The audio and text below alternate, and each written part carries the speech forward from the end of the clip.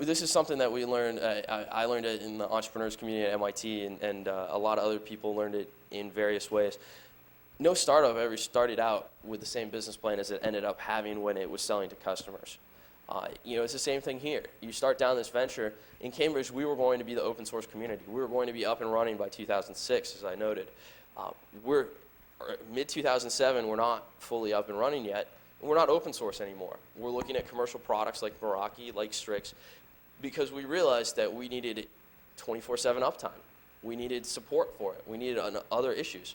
But the venture's still moving forward. We're doing great. We had 735 users come to Harvard Square in the month of April to use 3 Meraki units that were set up in the downtown square.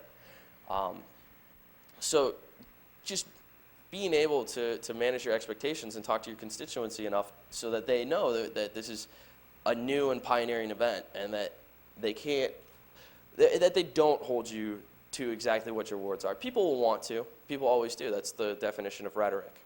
That's why Socrates competed against rhetoric.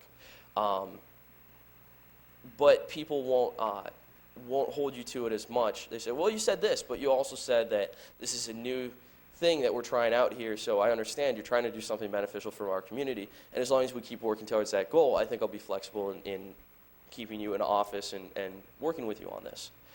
And being able to act quickly to make the changes that are necessary. When people get really frustrated, when your public gets really frustrated, is when you don't act quickly, when you kind of keep going down the path, even though it's very obvious that the case is that you're doing the wrong thing.